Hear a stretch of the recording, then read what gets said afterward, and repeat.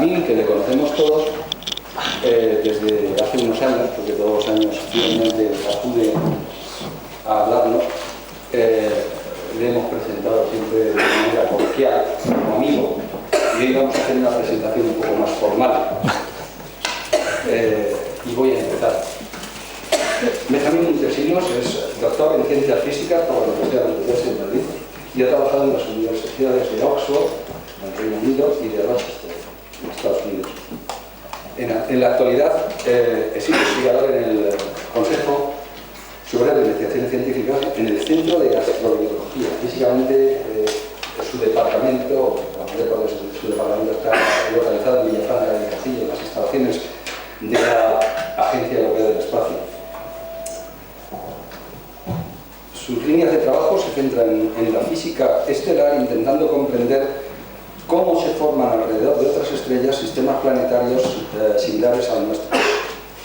Aparte de su labor científica, realiza una intensa labor divulgativa con charlas y cursos de astronomía para estudiantes y público en general. Participa en programas de radio y escribe artículos en periódicos y revistas. Es coautor de 2 libros de divulgación de la astronomía. Fue coordinador de las actividades de la Sociedad Española de Astronomía durante el Año Internacional de la Astronomía, en 2009. En la actualidad es el punto de contacto en España de la Oficina para la Divulgación de la Astronomía de la Unión Astronómica Internacional. De manera que, dicho esto, te vamos a ceder el micrófono. Muy bien, ya tengo 2. Bueno, no tengo un tercero. Muy bien. Bueno, pues Ángel, muchas gracias por la presentación, y a Gabriel, que coordina esta actividad, pues... No, es que te voy a conectar esto, no parece que no. Sí, se oye, se oye. ¿Sí? Sí, sí. Sí, Sí, se oye. Y bueno, ya al núcleo duro de esta universidad, pues por invitarme otro año más. Voy a intentar ser lo más didáctico posible. Aquí en la audiencia hay gente que sabe mucho y entonces me perdonará porque diré para ellos cosas obvias, pero pienso en el público en general, y siempre que hay una audiencia heterogénea, pues es a veces mejor machacar los conceptos y explicarlos clarito, ¿vale? Bueno, pues hoy vamos a hablar de radioastronomía, y ya os pongo aquí en esta diapositiva de presentación unos instrumentos que son grandotes. Ya veréis que vamos a hablar de instrumentación muy grande para ver y estudiar el universo en ondas de radio, ¿de acuerdo? Y estos son radiotelescopios. Y esta es la guía de la charla. Desgraciadamente no podemos cubrir muchos campos. Me hubiera gustado también tener un apartado para un poquito de historia de la radioastronomía, pero bueno, como lo tenemos que condensar todo en una hora, pues voy a hablar de los orígenes de la radioastronomía y en general de la teoría electromagnética con dos físicos cuyos nombres pues os resultarán familiares, Maxwell y Hertz. Luego vamos a hablar un poquito de radio... ¡Ey! ¡Ey, ey, ey, ey! Es que me parece que no sé si no está enchufado. Espera, está enchufado. No, y no tiene... está enchufado porque... ¿Cuál es el indicador que está enchufado? Sí, tiene que... Conéctalo al rojo, por favor. No está metido. Ah, bueno. Ahora sí que está enchufado. Sí, ahora ya está.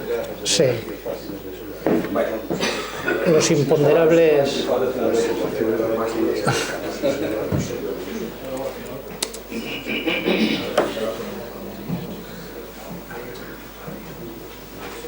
Bueno, solo hibernado, o sea que arrancará rápido, espero.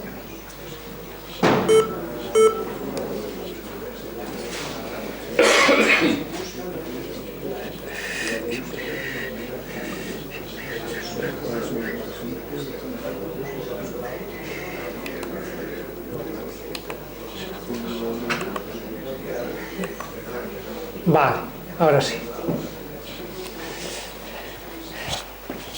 hablaremos de las herramientas que utilizamos de los radiotelescopios y luego haremos un paseo por el universo en ondas de radio y nos concentraremos un poquito en esa segunda parte del título de la charla, que era escuchando el eco del origen.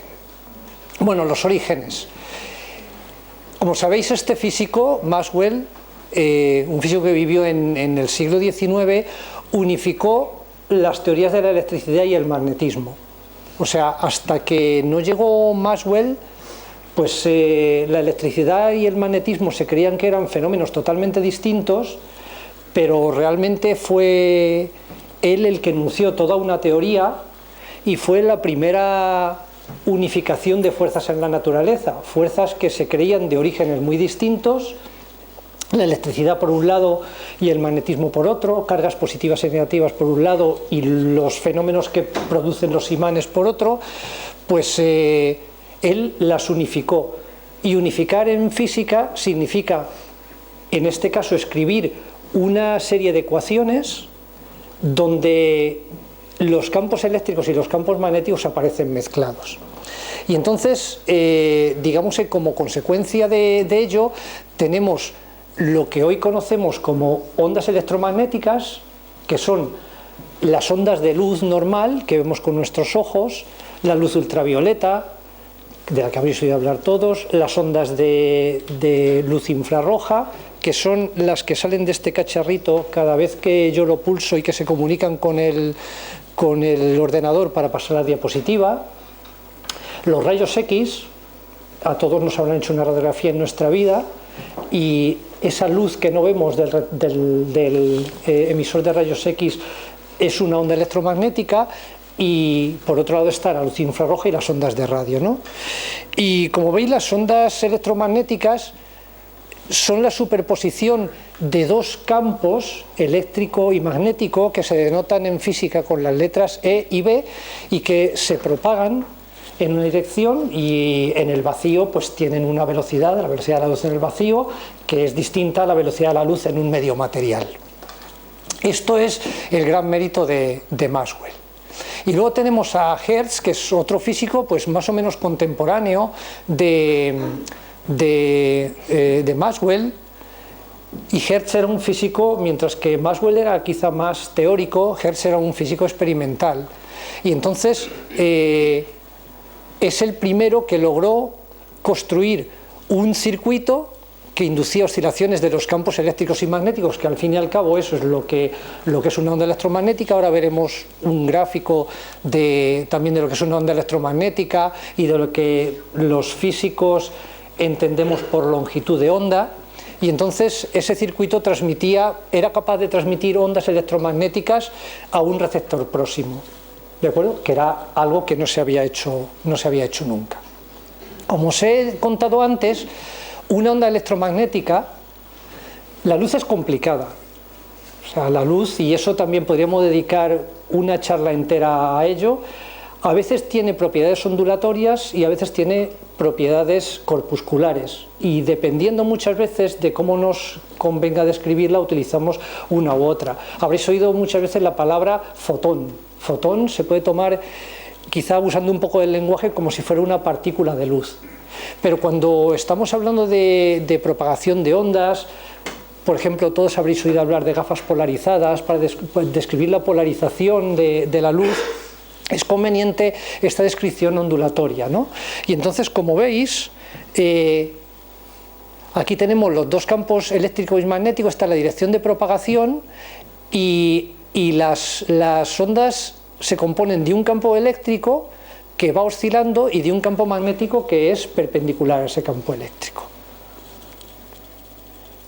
A la distancia que hay entre dos máximos o dos mínimos de la onda, o dos, bueno, en este caso hay que saltarse un cero, eso se llama longitud de onda, ¿de acuerdo? Y la frecuencia con la que oscila una onda se mide en ciclos por segundo, y en honor a Hertz, esa unidad se denomina hercio. Y hay una ecuación muy sencillita, que es que la velocidad de la luz es la longitud de onda por la frecuencia, ¿de acuerdo? Si cogéis un libro de radioastronomía, veréis que os hablan de frecuencias en kilohercios y en gigahercios. Bueno, pues en radioastronomía las frecuencias van de kilohercios, es decir, de miles de hercios, es miles de oscilaciones por segundo, hasta gigahercios, ¿no? Gigahercios es un 1 y 9 ceros en vibraciones por segundo. Fijaos, todo esto de aquí que vemos es el... Voy a tapar esto por si no veréis. ¿Veis? Eso es un poquito lo que os comentaba antes. Nuestro ojo está acostumbrado a ver colores desde el rojo hasta el violeta. Eso es lo que los astrónomos y en general en física se llama luz visible, pero como veis es un trocito muy pequeñito de lo que nosotros denominamos todo el espectro electromagnético. Entonces, si empezáis desde la luz más energética, tenemos los rayos gamma, luego tenemos los rayos X. Es luz energética, ¿por qué? Pues por ejemplo, es penetrante. Uno no utiliza luz visible para hacer una radiografía, se utilizan rayos X porque son partículas de luz o ondas que son capaces de penetrar los tejidos, cosa que la luz normal no es capaz de hacer. Luego tenemos la luz ultravioleta, luego tenemos esta franja pequeñita de luz, que aquí está un poquito alargada, para que veáis pues, los colores del violeta hasta el rojo, y luego más allá del rojo hay luz, la luz infrarroja. Y luego aquí entramos en el dominio de las microondas, las que están dentro de los microondas de vuestras casas, y aquí están las ondas de radio, ¿de acuerdo? Y todo esto de aquí es luz, porque pasa que nuestro ojo está solo acostumbrado, o sea, solo somos capaces de ver la luz visible, pero lo que hacemos los astrónomos y muchos otros físicos es idear dispositivos pues para poder... en nuestro caso, escudriñar el universo en todos estos tipos de luz. Restringirse solo a la luz visible es como ponerse orejeras. Y a mí siempre, o sea, ahora mismo en astronomía, si uno quiere estudiar un objeto, el Sol, por ejemplo, en todo su detalle, tiene que observarlo en todos los rangos de energía, en todas las longitudes de onda que decimos nosotros. Y a mí siempre me gusta poner el símil de que no hacerlo es equivalente a ir al cine, sentarse, ver una película, ver los 5 primeros minutos y salirse. Y entonces hay alguien fuera que te pregunta de qué va la película. Y entonces pues la visión que tú le vas a dar de la película es distorsionada o nula, ¿de acuerdo? Hay que observar en todos los rangos, ¿no? Bueno, pues hoy vamos a ocuparnos de ver qué sucede en este rango de energías, ¿no? Fijaos, las ondas electromagnéticas, esto es en general, no requieren ningún medio para desplazarse. Esto también podríamos dedicar una buena charla a ese tema, porque en la época de Einstein, justo hace alrededor de 100 años, hubo un debate muy fuerte entre los físicos que postulaban la existencia de un éter. Pues lo mismo que las ondas sonoras necesitan del aire o el agua o un medio material para propagarse, pues se decía, bueno, pues la luz también necesitará un medio material para propagarse. Y bueno, pues hubo un gran debate y al final pues resulta que no se necesita ningún medio material para propagarse, ¿de acuerdo? Aquí tenéis de una forma más gráfica lo que os he contado y en concreto pues fijaos, una fotografía de una caracola en luz visible y de una caracola en rayos X. Veis que os da información complementaria. En luz visible no podemos saber cómo es la caracola por dentro, en luz ultravioleta sí. Una fotografía de un gato en luz visible y en luz infrarroja. La luz visible no nos da ninguna información de la temperatura del gato, la luz infrarroja sí, ¿de acuerdo? El hocico está más frío, las orejas más calientes. Y aquí tenéis, fijaos, estos son aplicaciones de la vida cotidiana en la que quizás sin saberlo estamos utilizando luz en todo el espectro electromagnético. O sea, perdonad que sea muy machacón con esto, pero quiero que os metáis en el tema, quiero que consideréis a partir de ahora las ondas de radio o las ondas de luz ultravioleta o los rayos X como luz, igual que la luz visible. Lo único que sucede es que en el caso de las ondas que hay hacia la parte de ultravioleta y rayos X, la longitud de onda es más cortita, y si nos vamos al infrarrojo y a las ondas de radio, la longitud de onda, es decir, la distancia entre dos máximos de ese campo eléctrico que está oscilando, es más grande, ¿no? Y aquí tenéis un microondas, aquí tenéis un mando a distancia, emisores y receptores de radio, ¿de acuerdo? Y fijaos, aquí os pongo imágenes de Saturno y del Sol vistos con distintas gafas. En el caso del Sol es muy dramático. Fijaos, aquí tenéis el Sol en luz visible, aquí se aprecian las dos manchitas, las manchas solares, y si os vais a ultravioleta y rayos X, la apariencia del Sol no tiene nada que ver. Estos son imágenes que nosotros llamamos en falso color. No significa que los rayos X o el ultravioleta son rojos o verdes, ¿no? Simplemente los codificamos así, y la codificación significa zonas oscuras, no hay emisión, zonas más claras es donde hay más emisión, y como le tenemos que poner un color, pues aquí le ponemos verde, como le podríamos haber puesto azul o naranja o cualquier otro color, ¿no? Y luego, si os vais al infrarrojo y a las ondas de radio, luego veremos el Sol en ondas de radio con un poquito más de detalle, pues también tiene un aspecto totalmente distinto. En el ultravioleta, aquí tenéis a Saturno. Saturno pues es un emisor en ondas de radio, pero también es un emisor en el visible y en rayos X. Y fijaos, por ejemplo, Saturno tiene aquí en el Polo Norte, también en el Polo Norte se vería, pues hay auroras, iguales que las auroras boreales y australes que hay en Tierra, producidas por campos magnéticos. Y es para que veáis que si no juntamos todas las imágenes y las estudiamos cada una con sus peculiaridades, sacamos imágenes parciales de cada rango del espectro. Fijaos, para observar en radio sí que tenemos una ventaja, y es que lo podemos hacer desde Tierra.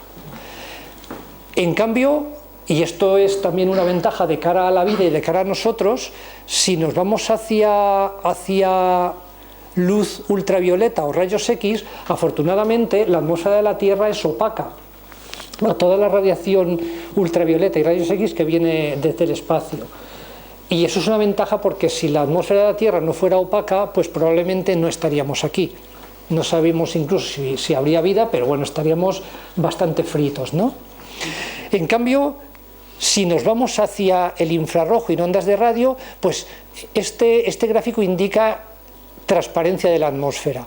Veis, aquí en el óptico es totalmente transparente, en el infrarrojo cercano pues hay algunas ventanas, luego aquí pues los gases de la atmósfera de la Tierra, fundamentalmente agua, absorben la radiación infrarroja, pero luego hay aquí otra ventana grande donde podemos observar en ondas de radio hasta que llega a una cierta frecuencia. Son las de longitudes de onda muy grandes, longitudes de onda del orden de metros y kilómetros, donde ya otra vez la atmósfera de la Tierra es opaca.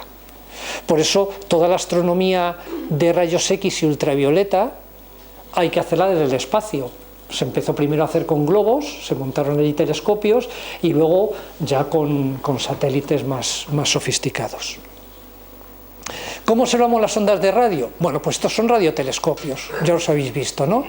Y los radiotelescopios son enormes, son muy grandes, comparados con un telescopio normal. O sea, los telescopios ahora más grandes que hay en el mundo, en Tierra, pues en concreto el más grande es el Gran Telescopio de Canarias, que es un ojo, un espejo de 10,5 metros de diámetro.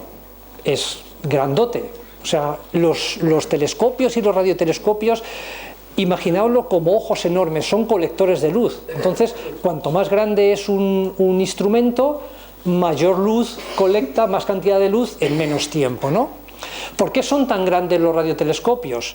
Bueno, pues son tan grandes porque la energía de las ondas de radio que se reciben del espacio es muy pequeña, ¿de acuerdo? O sea, tan pequeña que el brillo en radio no lo medimos en unas unidades, pues por ejemplo, vatios, ¿no?, como los de esta bombilla, ¿no?, sino que lo tenemos que medir, se suele medir en esta unidad Jansky, que es el nombre de uno de los pioneros de la radioastronomía, y esta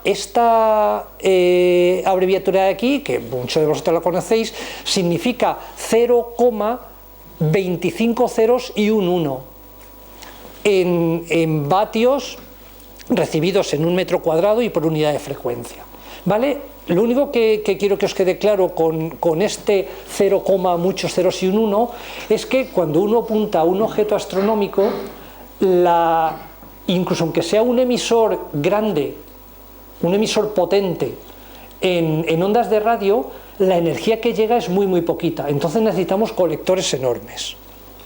Fijaos, fuentes típicas. El Sol, que está ahí al lado, pues emite en ondas de radio a una frecuencia típica del orden de 10.000 Janskys, ¿de acuerdo? O sea, del orden de decenas de miles de Janskys. Aunque esto sea un 10.000, aquí quedaría al multiplicar todavía un 10 a la menos 22, o sea, 0,21 ceros y un 1, o sea, poquita energía. Un remanente de supernova, que estos son también cosas bastante brillantes en el cielo en radio, emite del orden de miles de estas unidades, y los núcleos activos de galaxias de 10 a 100. Ángel, cuando me ha presentado, ha dicho que yo trabajo en formación de sistemas planetarios, y uno de los proyectos que hemos terminado ha sido observar estrellas similares a nuestro Sol, que tienen todavía remanentes de polvo, porque o han formado o quizá estén formando sistemas planetarios. Bueno, pues la energía que se recibe de esos discos de polvo es del orden de milijanskys, es decir, milésimas de Jansky. O sea que necesitamos detectores enormes, telescopios enormes para captar la media cantidad de energía. Y luego otro problema que es bastante grande. Esto tiene que ver con lo que los astrónomos llamamos resolución angular. Es decir, imaginaos que nosotros tenemos dos fuentes en el cielo separados un cierto ángulo. Claro, cuanto más lejos están las fuentes, aunque las fuentes estén distantes entre sí, más pequeñito será ese ángulo. Bueno, pues imaginaos que esas fuentes están separadas 0,1 segundos de arco. Eso es coger un ángulo, ¿os acordáis del transportador de ángulos, no? Un ángulo de 1 grado y dividirlo en, como es 0,1 segundos de arco, y lo dividís en 36.000 partes, ¿vale? Eso es una cosa pequeñísima, ¿no? Bueno, pues para separar estos dos objetos con un telescopio en luz visible, pues con tener un telescopio de 1 metro de diámetro, eso obviando la atmósfera, imaginaos que tenemos un telescopio de 1 metro de diámetro colocado por encima de la atmósfera, y un telescopio de 1 metro de diámetro, pues bueno, es algo factible, ¿no? Ahora imaginaos que tenemos esos dos mismos objetos y queremos tomar una imagen del cielo y separarlo, pero con gafas de ver el cielo en ondas de radio. Bueno, pues para separar esos dos objetos necesitaríamos un telescopio de 100 kilómetros de diámetro, ¿vale? Y eso no es factible hacerlo de una sola pieza. O sea, un telescopio de 100 kilómetros, eso no hay quien lo haga, ¿no? Pero ya veréis que los ingenieros son muy listos, y antes de la charla hemos estado hablando de la interacción entre los físicos y los ingenieros, y los ingenieros y los radioastrónomos se las han ingeniado para realmente crear telescopios que tienen miles de kilómetros de diámetro. Es un pequeño truco, pero ahora lo veréis.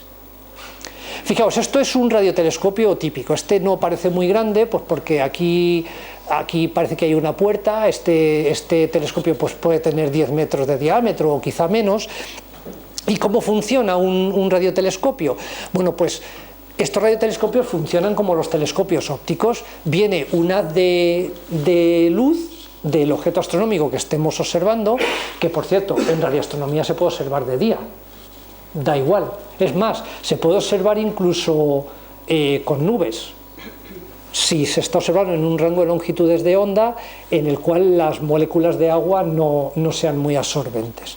Entonces, este haz de este tren de ondas llega al paraboloide, a este espejo primario, tiene forma de imaginemos una parábola, y a la parábola le damos vueltas, ¿de acuerdo? Es una antena parabólica como la que tendréis muchos en casa.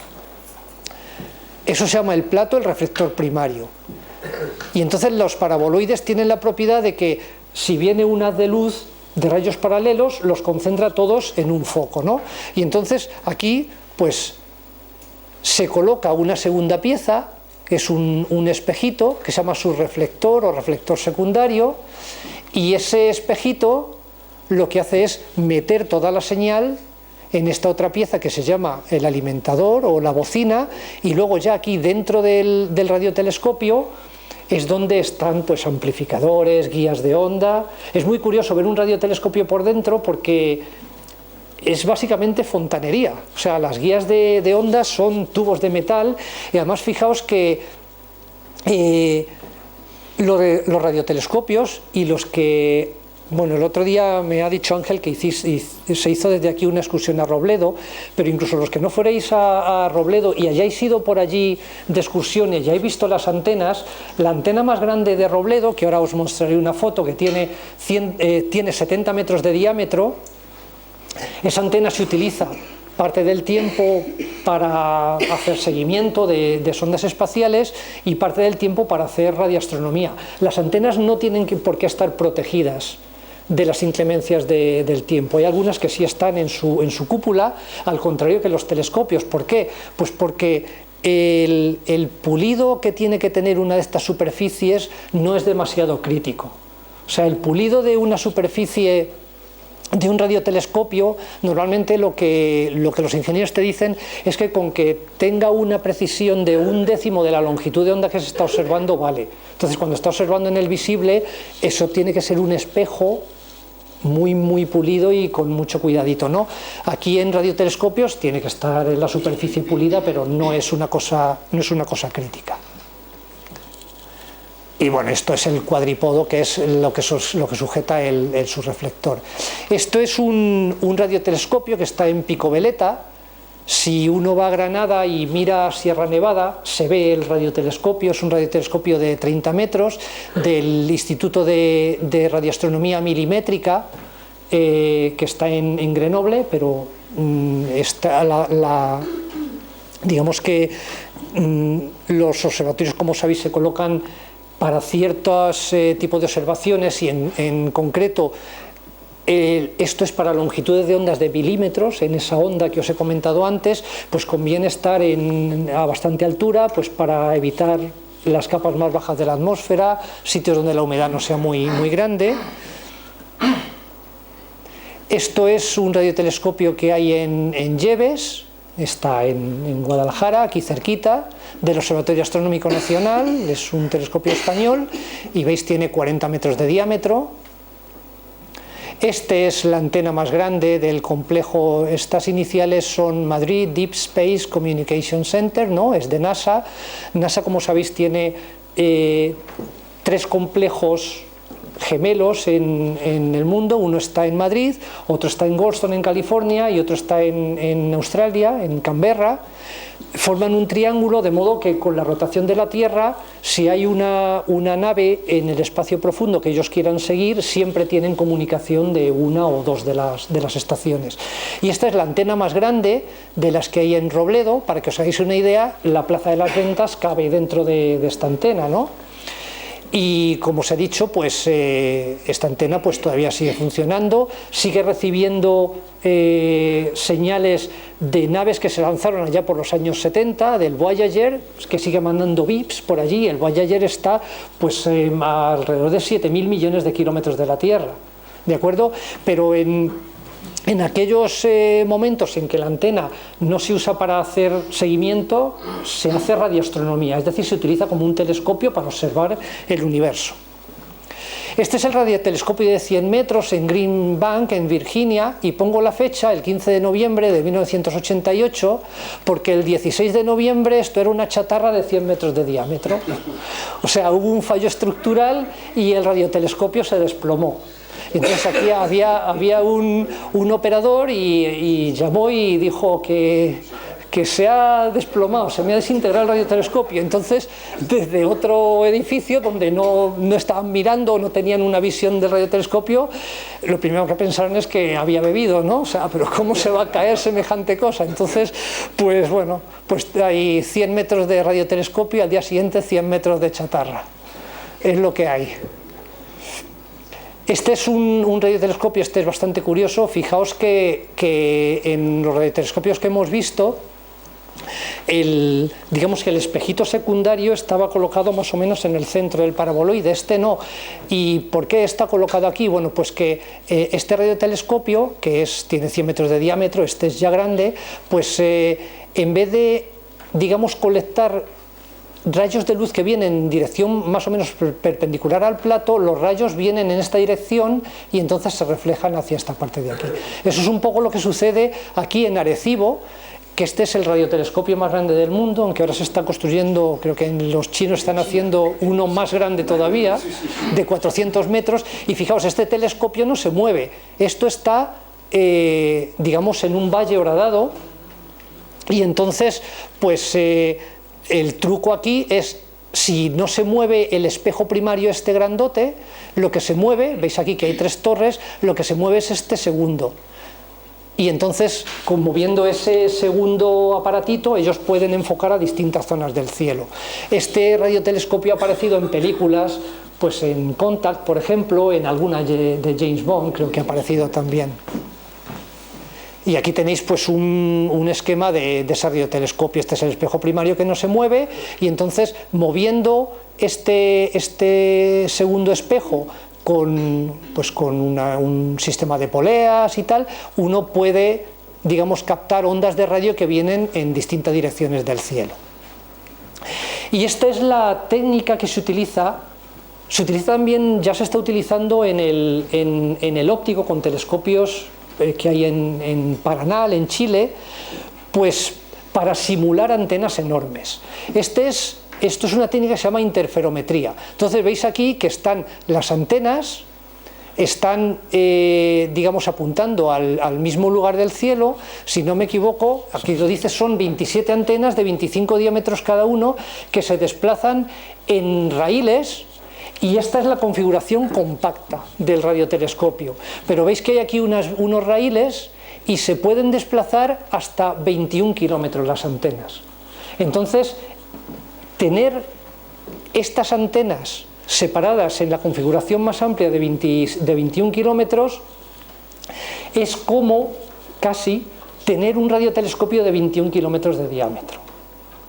Entonces, ¿esto cómo funciona? Están apuntando las antenas a la misma fuente, se deja que la Tierra rote mientras la fuente sea visible en el cielo, y entonces los radioastrónomos van componiendo lo que ellos llaman un mapa de visibilidades.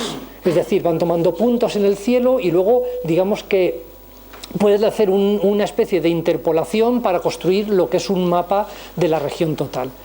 ¿Por qué se hacen este tipo de instrumentos? Por lo que os he comentado antes, porque en ondas de radio es muy difícil con una sola antena separar dos objetos en el cielo.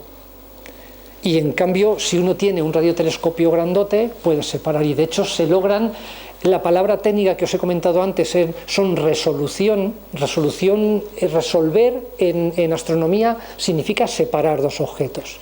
Y aquí pues se pueden separar. Esto, digamos, los radiotelescopios están juntos. Ahora vamos a ver radiotelescopios que están en distintos continentes. Y entonces se puede llegar a separar pues del orden de la milésima fracción de un segundo de arco. ¿De acuerdo? O sea, cosas muy, muy finas ya.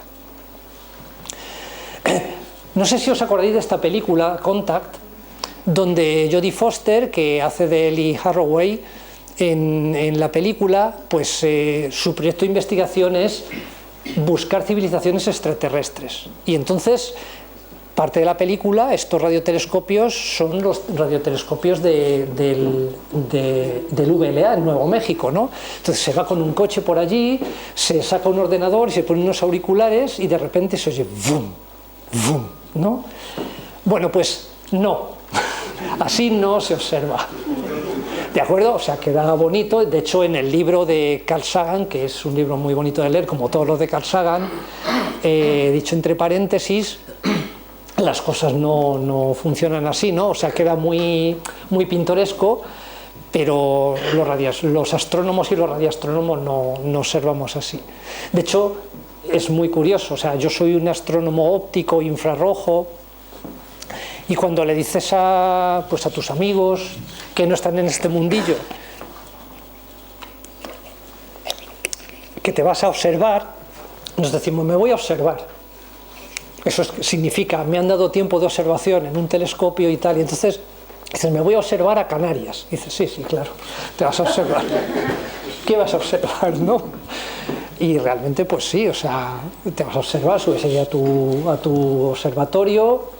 Y sobre todo las noches de invierno es que vives allí, porque las noches son largas, tienes que estar antes de observar para hacer la preparación de las observaciones, después de observar porque tienes que hacer calibraciones y bueno, te vas a dormir 5 horas, haces solo una comida al día y luego vuelves a subir, ¿no?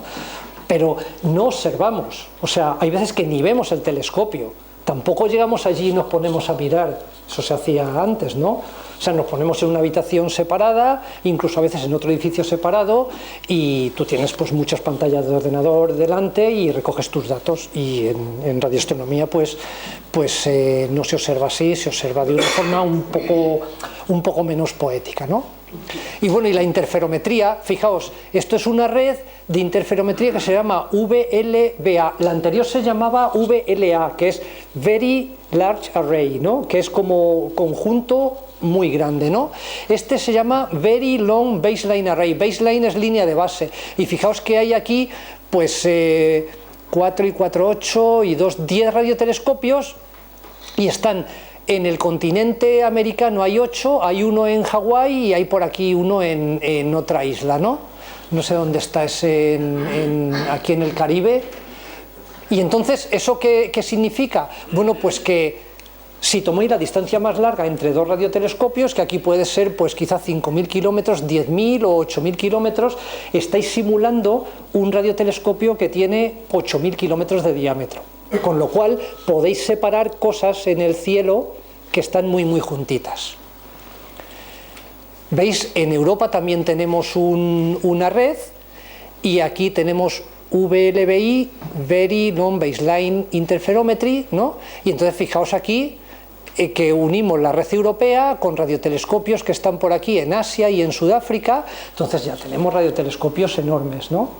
Lo que pasa es que es muy trabajoso porque, bueno, ahora cada vez las cosas, con la llegada de Internet y con las conexiones de alta velocidad, las cosas se han facilitado mucho, pero no hace mucho, pues fijaos, los telescopios no están físicamente conectados, entonces cada uno tenía que tomar su señal y una señal de tiempos al lado de cada señal que se tomaba con el radiotelescopio, y luego pues de cada telescopio se mandaban las cintas a unos centros que se llamaban los centros de correlación, donde se juntaban todas las cintas y se juntaba la señal de todos los radiotelescopios, ¿de acuerdo? Entonces los relojes tenían que ser todos muy precisos y llevar la misma señal.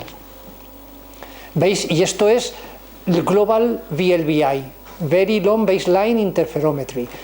Eso significa interferometría de muy larga base. Veis que hay radiotelescopios, o sea, se pueden unir todas estas redes que os he dicho y simular un radiotelescopio que tiene el tamaño de la Tierra. ¿De acuerdo? O sea, quería detenerme un poquito en esto porque es curioso, o sea, habréis visto documentales de telescopios ópticos y tal, ¿no? Pero esto, pues quizá no se ve todos los días y es una cosa bastante curiosa. Bueno, y ahora sí que vamos a dar un paseo por el universo. Y vamos a hablar del eco del origen. ¿Y dónde está el origen de todo esto? Bueno, pues aquí tenéis a dos personas que son Edwin Hubble y Hugh Mason, ¿no? Que trabajaron en la década de los años 20 del siglo pasado. Estos están trabajando aquí en un telescopio óptico, veis, este es un telescopio además muy bonito, ¿no? Están en Monte Palomar, ellos ponían aquí sus placas fotográficas. ¿Y qué descubrieron? Es algo que se publicó en el año 1929, pues es un descubrimiento crucial para entender toda la cosmología y para entender, o sea, para la concepción del universo que tenemos hoy día. Fijaos, nosotros estamos aquí, esta es nuestra galaxia, la Vía Láctea, y entonces ellos lo que hicieron fue observar galaxias, es decir, agrupaciones enormes de estrellas que estaban en todas direcciones, y su descubrimiento fue que todas las galaxias se alejaban de nosotros y que cuanto más alejada estaba una galaxia, más deprisa se alejaba. Y eso se plasmó en esta ley de aquí, ¿veis? Esto significa velocidad de recesión, la velocidad a la que se alejan las galaxias de nosotros, es un número, esto es una constante que se llama h, en honor a Hubble, se llama la constante de Hubble, por la distancia. Fijaos que si aquí ponéis una distancia en las unidades que queráis, unidades grandotas, ¿no?, de las que se usan en astronomía, pues ponéis, yo qué sé, 1000 millones de años luz, pues os sale, dependiendo del valor de esta constante, una velocidad, y si ponéis 2000 millones de años luz, sale que la velocidad es el doble, ¿de acuerdo? Entonces, esto fue la primera indicación de que el universo se estaba expandiendo. Claro, a alguno de vosotros se os está pasando por la cabeza decir, pero vamos a ver, si todas las galaxias, a ver, yo tengo mi telescopio y miro hacia allá y veo una galaxia que se aleja de mí, aquí otra galaxia, aquí otra, todas se alejan de mí, ¿qué pasa? Yo estoy en el centro del universo. O sea, si le doy la vuelta a la película al revés, resulta que todas las galaxias van a venir hacia mí y yo estoy quietecito. No, entonces para eso, imaginaos, y creo que hay aquí una diapositiva, imaginaos la superficie de un globo. ¿De acuerdo? Esta es una cosa que yo creo que ya la he puesto más veces aquí en las charlas, y voy a darle otra vez la vuelta. Imaginaos que el universo es la superficie de un globo y que el globo se expande. O sea, conforme el globo se expande, fijaos que vosotros pintáis aquí en esta membrana puntitos, que serían las galaxias, y veis que cuando el globo se infla, todos los puntos se alejan de todos. Es decir, que si nosotros somos un astrónomo que está montado en esta galaxia de aquí y observamos las galaxias de alrededor, vemos que conforme el universo se expande, esos puntos se separan de mí, pero si hubiera otro astrónomo en cualquier otro punto, al expandirse el globo, él vería lo mismo, ¿de acuerdo? O sea, eso te dice, además ya sería mucha casualidad, si es que lo hubiera, que nosotros no estamos en el centro del universo ni en ningún lugar privilegiado. Entonces, veis, desde cualquier galaxia se ven alejarse todas las demás. El Big Bang no tiene un centro ni hay un punto privilegiado en el universo. Eso es lo que significa esta diapositiva así tan sencilla. De todas formas, aquí también ahora viene Einstein, ¿no? Porque uno podría decir, bueno, pues las galaxias, el espacio es una cosa y las galaxias son agrupaciones enormes de estrellas, con cientos de miles de millones de estrellas que se están alejando por ahí. Y una de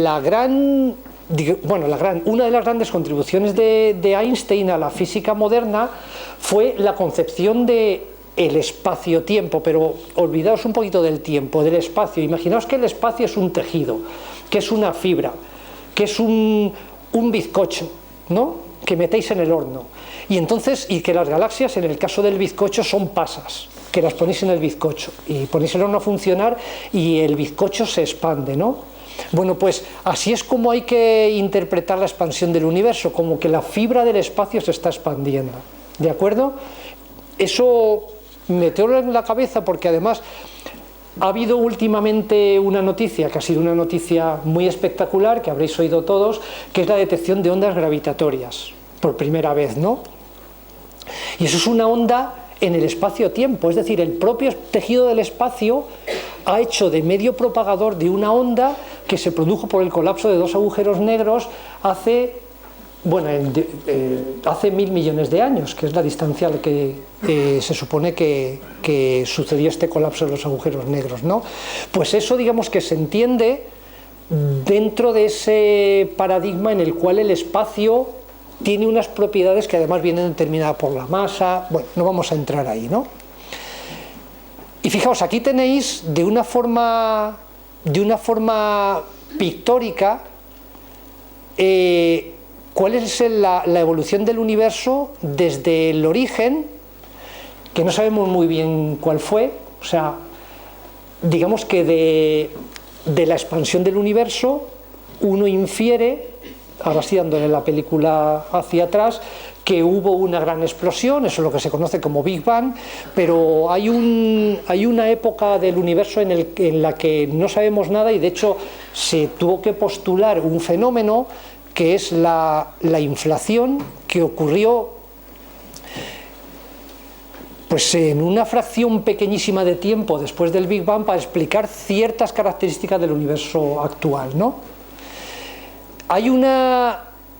Podéis decir, bueno, si nosotros miramos con un telescopio al cielo, pues fijaos que los astrónomos somos como arqueólogos del tiempo. O sea, si miramos al Sol, ahora mismo hace sol, después de este día tan malo que ha hecho, los rayos de sol que están llegando aquí ahora mismo salieron del Sol hace 8 minutos y medio, porque el Sol está a 150 millones de kilómetros, y como la velocidad de la luz son 300.000 kilómetros por segundo, hacéis la cuentecita y resulta que los rayos del Sol tardan 8 minutos y medio en llegar a la Tierra. La luz reflejada de la Luna tarda 1 segundo y medio en llegar desde la Luna a nosotros. Es decir, los astrónomos siempre estamos viendo el pasado. Y podréis preguntar, si yo tengo un telescopio muy potente, ¿hasta dónde puedo llegar en el tiempo? Bueno, pues hay aquí una pared que fue cuando el universo, digamos, dejó de ser opaco, o sea, dejó de ser suficientemente denso como para que la luz y las partículas, aquello era una sopa muy muy densa, dejaran de chocar unas con otras y la luz pudo viajar libremente. Y eso sucedió cuando el universo tenía más o menos 380.000 años. Y eso es lo que yo he querido llamar aquí en esta charla el eco del origen. Y entonces la historia de ese descubrimiento es de estos dos señores, que son Penzias y Wilson, que eran dos ingenieros que trabajaban para una compañía telefónica en Estados Unidos, la compañía Bell. Y entonces veis aquí esta antena, que tiene una forma así un poco rara. En esta época ya se habían lanzado los primeros satélites, el Sputnik, ya había empezado un poquito la carrera espacial en plena Guerra Fría, y entonces estos dos ingenieros les habían encargado que estudiaran cuál era la influencia de la atmósfera en las potenciales comunicaciones por satélite. Ya era una cosa que se empezaba a cocer, ¿no?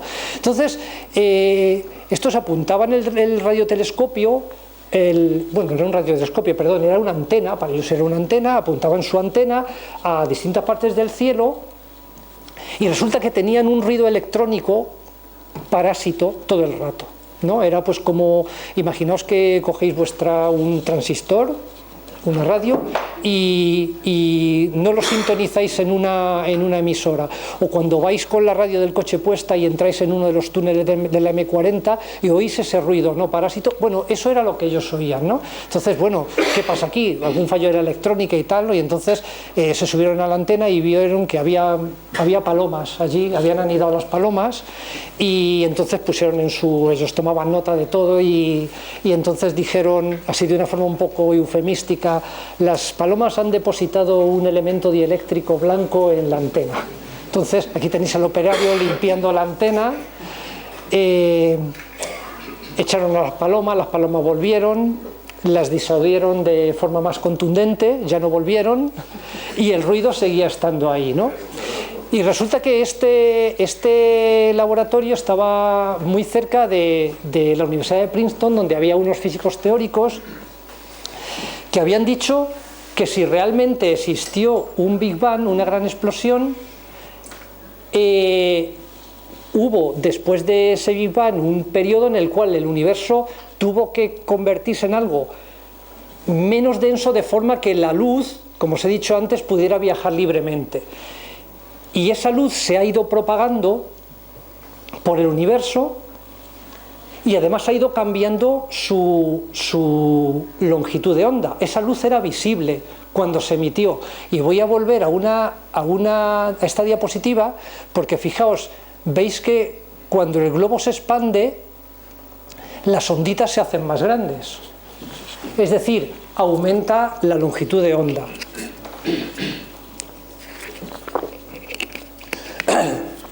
Y si aumenta la longitud de onda, ¿qué sucede? Pues sucede que ondas que se emitieron siendo luz visible, luz que si hubiéramos estado nosotros allí la podríamos haber visto, perdón, pues ahora esas ondas son ondas de radio. ¿De acuerdo? Y entonces les llegó a estos físicos de Princeton que los ingenieros habían encontrado unas ondas que tenían unas ciertas características, y pues de estos descubrimientos en física que son pues totalmente casuales. Y a estos los ingenieros le dieron el premio Nobel por descubrir algo que no estaban buscando en absoluto, ¿no? Fijaos, aquí es donde sucedió que esa pared, digamos que se rompió y esa luz empezó a viajar. Y ahora mismo nosotros estamos bañados por esa radiación fósil del universo. ¿De acuerdo? Y si sintonizáis, si cogéis una tele y no tenéis ningún canal sintonizado y os llega la señal por una antena, ahora llega la televisión por cable o por internet, ¿no? Y entonces esto ya pierde un poco de poesía, pero si estáis sintonizando la televisión con una antena, veis esas moscas que hay allí cuando no hay ningún canal sintonizado. Alrededor del 10% de eso que veis es radiación fósil de la gran explosión. Bueno, pues fijaos, voy a enseñar unos cuantos mapas que tienen esta forma. ¿Cómo tenéis que entender estos mapas? Bueno, pues un mapa de la Tierra, que a veces lo veis en esta proyección, pues sabéis que es, pues tenéis que tomar esto como una esfera, doblarlo por los bordes. Aquí lo que tenéis que hacer es meteros dentro, ¿vale? Meteros y imaginaos que estáis dentro de esta elipse. Juntad los bordes y meteos dentro. A principios de los años 90 se lanzó un satélite que se llamaba COBE, porque a esta radiación se le llamó radiación cósmica de fondo, ¿no? Y en inglés el COBE es Cosmic Background Explorer, explorador del fondo cósmico, ¿vale? Se llama fondo cósmico de microondas. Y entonces sacaron este mapa. ¿Y este mapa qué significa? Esto es un mapa de temperaturas, ¿vale? O de densidades. Olvidaos cómo se convierten las ondas de radio en temperaturas y en densidades, no voy a entrar en eso, pero fijaos aquí, ¿qué es lo que se veía en estos mapas? Se veía algo para Penzias y Wilson, que su antena era una antena que no estaba hecha para este fin específico. El fondo ese de microondas era absolutamente isótropo. Isótropo significa que tiene las mismas propiedades, miraran donde miraran, ¿no? Es decir, tenía la misma intensidad esa radiación en todas las direcciones del cielo. Y eso era un problema para los astrónomos, porque decían, si en el eco ese del Big Bang yo veo que el cielo es completamente uniforme, ¿cómo se han formado todas las estructuras que hay en el universo? ¿Cómo se han formado las galaxias? No se ha hablado de la estructura a gran escala del universo, pero el universo es filamentoso. Es decir, si miráis el universo a gran escala, luego si queréis tengo por ahí alguna presentación y os puedo poner alguna imagen, y veis, imaginaos que hacéis un zoom del universo muy grande, veréis que en el universo hay cúmulos de galaxias y supercúmulos de galaxias que se agrupan en filamentos, y hay zonas del universo que están más vacías y zonas del universo que están más llenas. El universo es como si fuera una esponja, ¿no? Entonces para los astrónomos era un problema que la radiación de fondo, que supuestamente era la semilla de las estructuras que se han formado posteriormente, que fuera completamente plana, que ahí no hubiera estructura. Bueno, pues COBE descubrió diferencias de temperatura y diferencias de densidad en el universo, ¿de acuerdo? Pero estas diferencias eran, digamos que esta radiación está caracterizada por tener una temperatura muy fría, son alrededor de menos 270 grados centígrados, ¿vale? Si vosotros tuvierais un cuerpo y lo enfriarais hasta 270 grados centígrados bajo cero, emitiría una radiación parecida a la que estamos captando con estos radiotelescopios, ¿vale? Bueno, pues estas diferencias de temperatura pues son de una parte en aproximadamente 100.000, ¿vale? Pero hay diferencias de temperatura. Y luego, 20 años después, se lanzó este satélite americano, que es el MAP, ¿no? Y ahí veis que esto es como si tuviéramos unas gafas mal graduadas, y aquí ya vemos más detalles, ¿de acuerdo? Aquí vemos zonas más frías, zonas menos densas, zonas más calientes, pero ya os digo, esas diferencias de temperatura son mínimas. Y luego esta es la imagen más reciente que tenemos de Planck, que es un satélite de la Agencia Espacial Europea que se lanzó en 2009, que ha estado funcionando durante 4 años y que ha hecho un mapa del cielo. Y entonces veis aquí, o sea, estas diferencias, como os digo, son mínimas. De nuevo, se han codificado en color rojo, naranjado, las zonas, digamos, más calientes sobre la media, y la zona azul son zonas más frías. Y aquí se ven, digamos, los embriones de lo que posteriormente, cuando el universo ha evolucionado, fijaos que os he dicho que esta radiación se originó cuando el universo tenía 380.000 años. El universo, y gracias además a medidas realizadas por este satélite, tiene una edad aproximada de 13.800 millones de años, ¿vale? 13.800 millones de años, y las ondas estas se emitieron cuando el universo era un bebé, cuando tenía 380.000 años. ¿De acuerdo? Bueno, pues esto es uno de los resultados más espectaculares de la radioastronomía. Fijaos, ahora vamos a cosas un poquito más prosaicas. Este es el cielo visto en ondas de radio, es con una longitud de onda de 6,2 centímetros desde el observatorio de Green Bank, ¿no? Observando con la primitiva antena antes de que colapsara. ¿Veis? Y entonces veis el cielo y veis estas zonas blanquecinas. Esto corresponde a radiofuentes, o sea, esto también es una codificación. Veis aquí los puntitos, pues son fuentes puntuales en ondas de radio, y aquí veis pues fuentes más extensas, que pueden ser filamentos o remanentes de supernovas, de explosiones de estrellas. Fijaos, este es el Sol. Este es el Sol en ondas de radio, observado con el radiotelescopio de Nuevo México, el que no se observa con auriculares. Entonces, aquí otra vez os pongo en falso color. Las zonas más rojas tienen temperaturas de 1 millón de grados y coinciden con manchas solares. El disco del Sol que vosotros veis tiene del orden de 5.500 grados centígrados. Y las manchitas solares, que se descubrieron pues hace mucho tiempo, haciendo burradas, ¿no? Mirando el Sol a través de trozos de ámbar y quedándose ciego, pues tienen del orden de 4.000 grados, pero la atmósfera del Sol es muy curiosa. La atmósfera del Sol no es como una chimenea, que cuando tú te alejas la temperatura disminuye. En la atmósfera del Sol, cuando tú subes, la temperatura aumenta. Es un fenómeno causado por los campos magnéticos, y aquí las ondas de radio nos dicen que estas zonas están mucho más calientes, ¿no?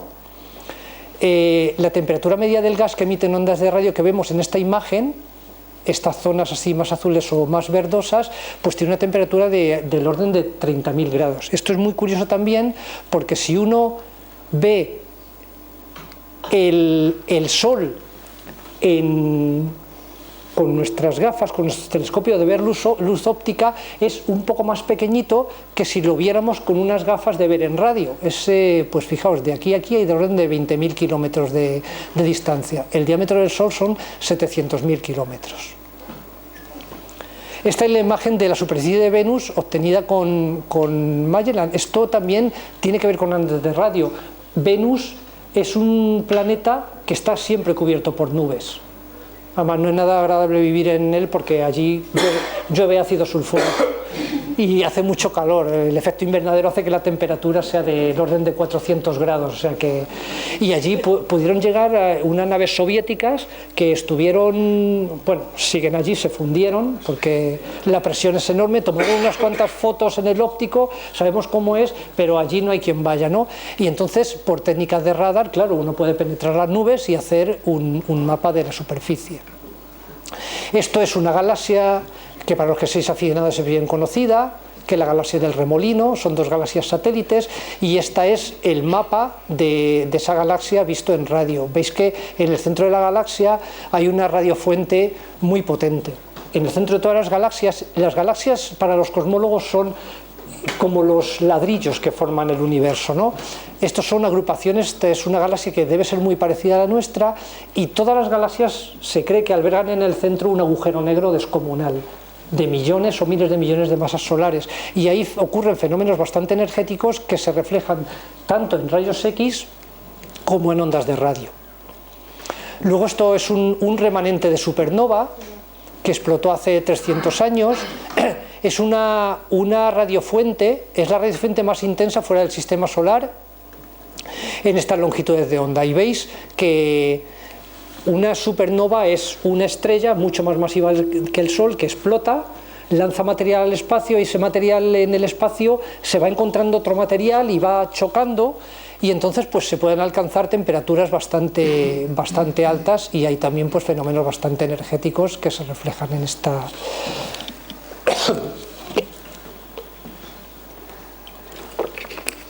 Esta es la nebulosa del Cangrejo, que es otro remanente de supernova, que además explotó en el año 1082, o sea, hace 1000 años.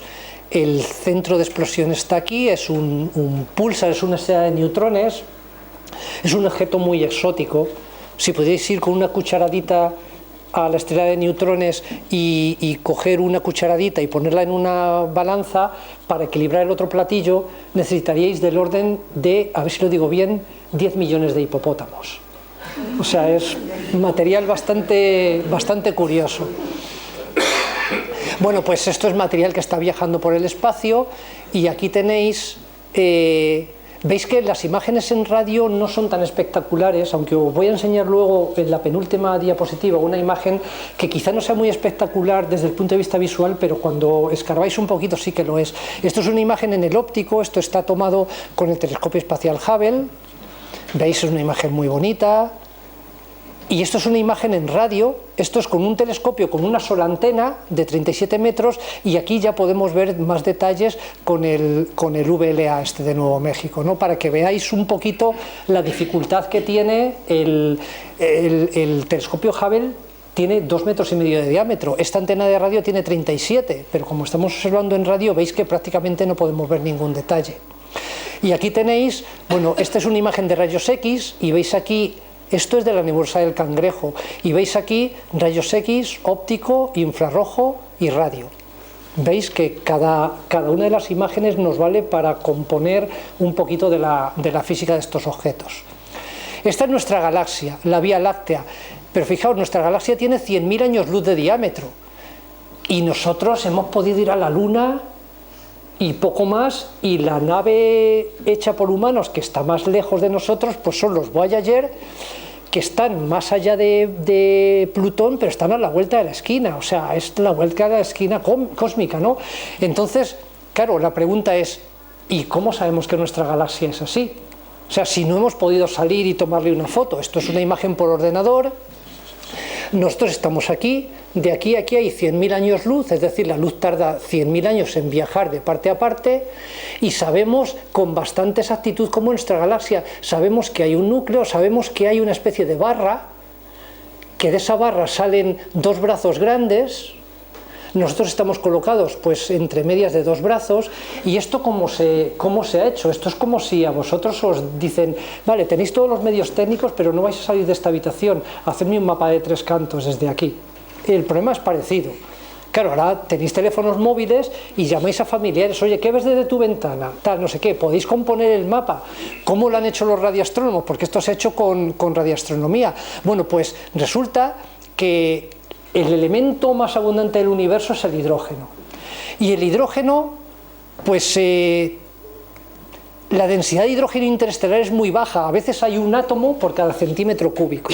Eso es muy poquito, eso es ultra vacío. Con una máquina de vacío en tierra no se puede conseguir ese vacío, ¿no? Bueno, pues no voy a entrar en ese tema, pero a los átomos, cuando se les excita, los átomos tienen, en el caso del hidrógeno, tienen hidrógeno, un protón y un electrón. Se puede excitar de muy distintas formas. Si se le excita de una forma, te puede devolver esa energía en forma de luz visible, pero hay una transición muy curiosa que es en radio, tiene una longitud de onda de 21 centímetros. Y las ondas de radio tienen una propiedad muy buena que no tienen las ondas ópticas, y es que las ondas de radio prácticamente no se absorben por nada. La luz óptica se absorbe enseguida, y prueba de ello la tenéis en las puestas de sol. El sol lo veis rojizo porque mucha luz del sol se absorbe y se dispersa, ¿no? Bueno, pues mapeando, haciendo un mapa del universo, observando el hidrógeno y esta radiación que tiene una longitud de onda de 21 centímetros, hemos podido llegar a tener una imagen del plano de nuestra galaxia, y se pueden ver también velocidades, se puede ver un montón de cosas, densidades, y así es como hemos sabido que donde nosotros estamos metidos es una especie de disco aplanado que, visto desde arriba, tiene esa forma que os he dicho antes, ¿no? Este mapa también, no penséis que nuestra galaxia es una especie de peonza, simplemente es una especie de proyección, ¿no? Este es el plano de la galaxia visto desde donde nosotros estamos, ¿no? Luego simplemente el centro galáctico. Estos son dos de los telescopios que hay en Chile, telescopios ópticos. Aquí tenéis la Vía Láctea, que es algo que también se ve desde el hemisferio norte, pero digamos que el centro de la galaxia, que veis que en luz óptica, estos son estrellas, pero está tapado por nubes de polvo que absorben la luz óptica, ¿no?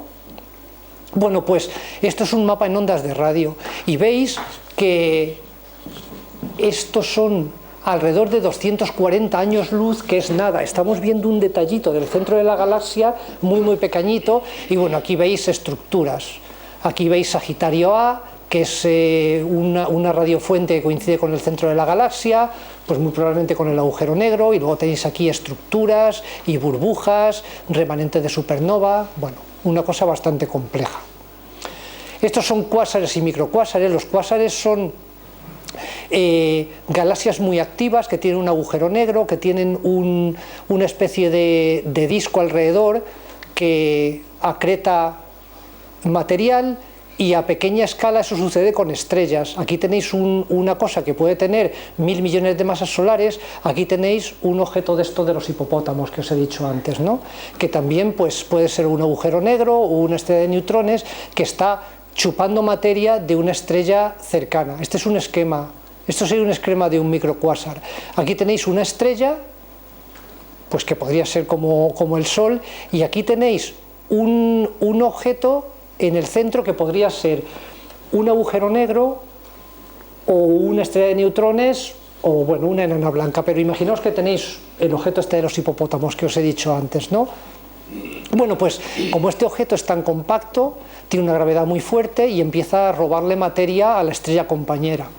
Y entonces se producen fenómenos muy, muy curiosos y muy energéticos, y entonces de aquí salen muchos rayos X, pero en estos jets, en estos chorros de materia que salen en direcciones perpendiculares al disco, pues se generan ondas de radio, ¿no?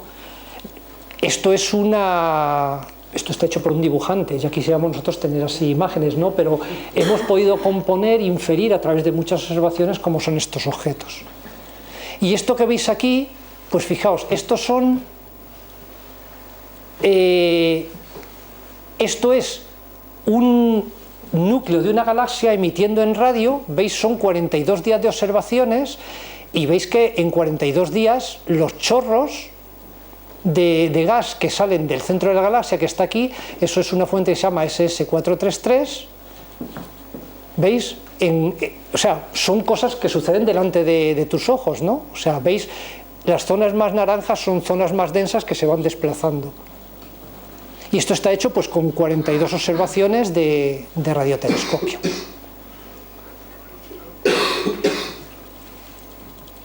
Vale, aquí tenéis más jets. ¿Cuál es el presente? El presente ahora mismo es ALMA.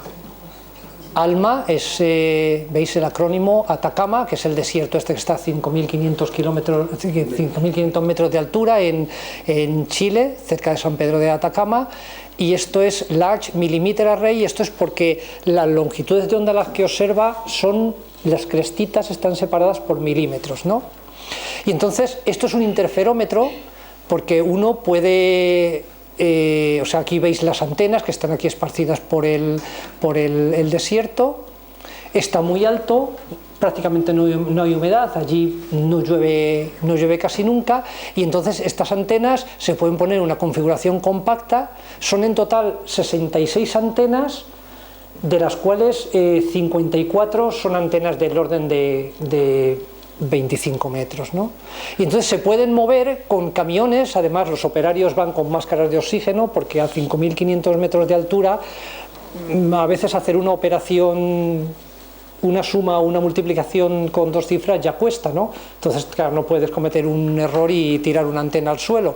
Entonces se pueden llevar, creo que hasta 15 kilómetros de distancia. ¿Y qué estamos viendo con ALMA? Pues, por ejemplo, cosas impensables como esto. Esta es la imagen que os decía, que si la ves así, dices, bueno, ¿y esto qué es? Bueno, esto es un sistema planetario en formación. Esto es una estrella muy parecida al Sol, pero más joven. Este es el disco de polvo que hay alrededor de la estrella, y estos surcos que se ven aquí son socavamientos, surcos creados por planetas. Cuando se crea un planeta, o sea, del material que está circundando una estrella le pueden pasar dos cosas. Una, que forme parte de la estrella lo acreta, y otra, que se quede en el disco y parte de ese material forme grumos. Entonces, cuando se forma un grumo, ese material, pues cuando ya tiene un tamaño un poquito apreciable, empieza a ser cada vez más grande. O sea, va barriendo la zona en la que orbita. Bueno, pues eso es lo que estamos viendo aquí en esta imagen. ¿De acuerdo? Ahora ALMA es cuando está en ebullición. O sea, ahora mismo los telescopios muchas veces, digamos que su actualidad o su potencia se mide por cómo de solicitados están por los astrónomos. Ahora se va a cerrar dentro de nada, el día 21, la llamada de propuestas para que los astrónomos pidamos tiempo en ALMA, y los astrónomos vamos a pedir del orden de 25 veces más el tiempo disponible que hay.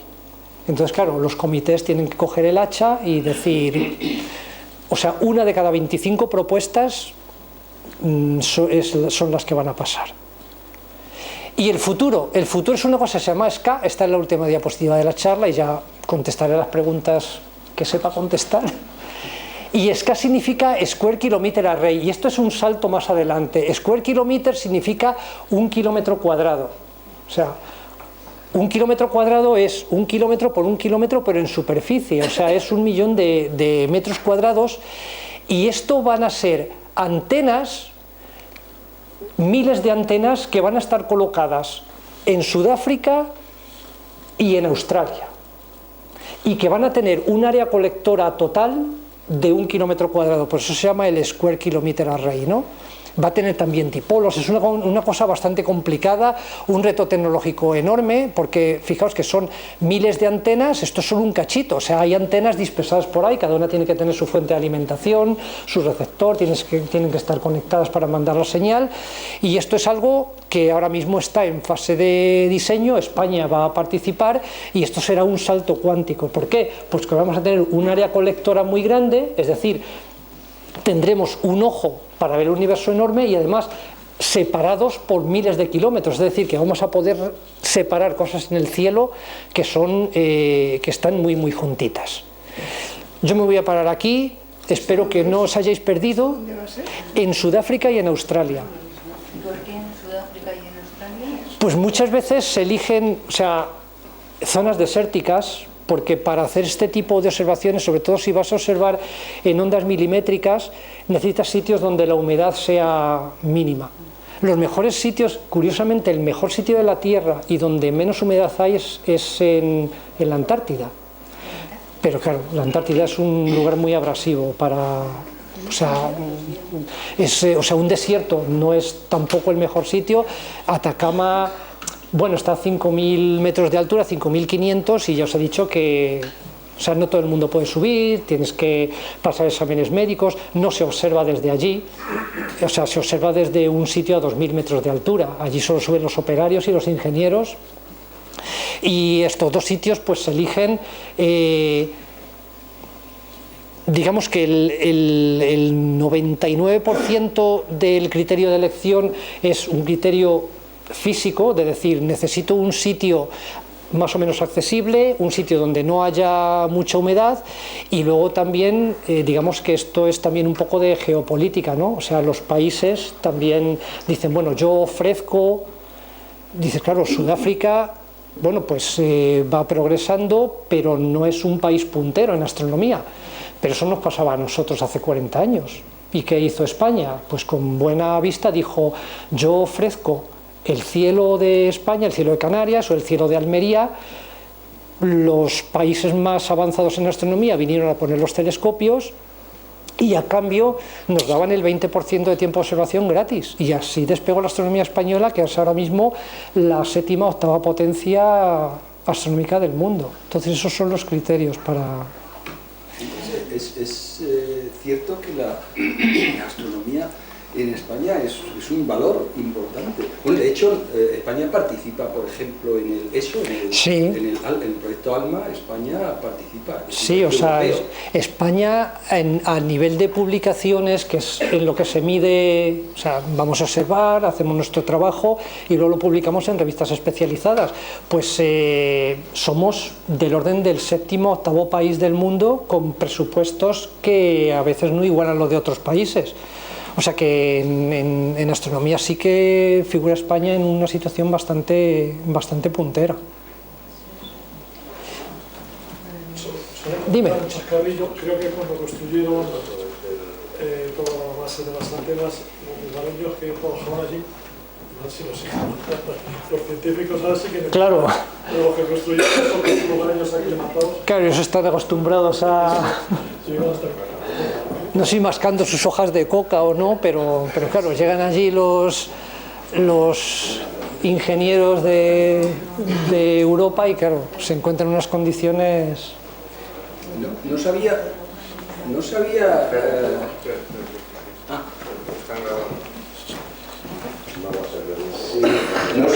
que esa propiedad del hidrógeno había sido útil para caracterizar la galaxia. Sí, la línea esta de 21 centímetros, que es además es muy curiosa, o sea... Es la que se usa en la resonancia magnética nuclear también. Sí, que te ponen los espines de punta.